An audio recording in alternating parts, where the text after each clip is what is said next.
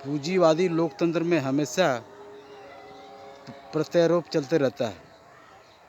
अभी जब मोदी सरकार ने तीनों कृषि कानून को वापस लेने की घोषणा कर दी तो भाजपाई और गोदी मीडिया ये दोनों विरोधी पार्टियों आंदोलनकारियों पर हमला करने के लिए तैयार हो गई कि अब वे लोग वापस क्यों नहीं जा रहे हैं।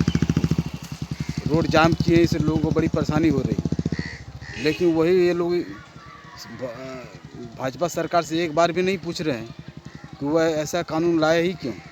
अगर इस तरह ऐसा कानून नहीं लाते तो आंदोलनकारी रास्ते पर नहीं आते, रोड जाम नहीं करते। आखिर में ये आंदोलन करेंगे तो कहाँ करेंगे?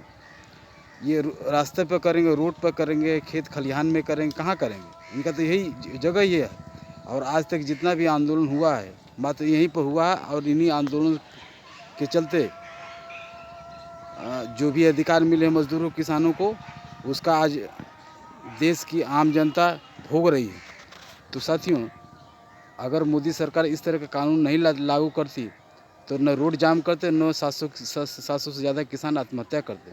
तो साथियों, जब इन्होंने इन गोदी मीडिया को अब भाजपाइयों पर वार करना चाहिए कि अगर कानून को वापस लेना ही था तो इस तरह का कानून लाए क्यों, और वो भी 1 साल के बाद आपने वापस लिया है। ठीक वैसे ही साथियों, जब डीजल पेट्रोल के दाम बढ़ रहे थे तो विरोधी पार्टियां इसका विरोध करती, जनता विरोध कर रही थी। जब ये 5-10 रुपये कम कर देते फिर ये विरोधी पार्टी पर वार करने लगे कि अब विरोधी पार्टी की सरकार राज्यों में है तो क्यों नहीं दाम उनका वापस कर रही है।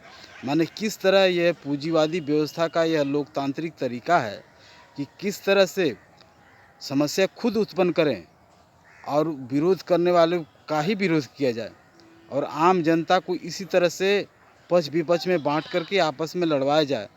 देश की आम जनता की रोजी रोटी, शिक्षा, चिकित्सा जैसे बुनियादी समस्या बढ़ती रहे, लेकिन यहाँ पर एक दूसरे पर आरोप लगाकर किस तरह समय काटा जाए और जो लूटने वाले हैं वो लूटते रहें, लूटने का मौका मिलते रहे और आम जनता पिसती रहे।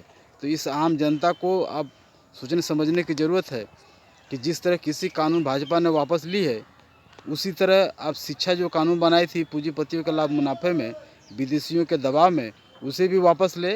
इतना ही नहीं, जो श्रम कानून जो लागू किया था, जो अध्यादेश के द्वारा लॉकडाउन के समय में बना था, उसे भी वापस ले। और इतना ही नहीं, वह नोटबंदी की जिस तरह लागू की थी उसके भी माफ़ी मांगे, जिस तरह किसी कानून को लागू करने के लिए माफ़ी मांगता है उसी तरह 370 धारा का भी माफ़ी मांगे।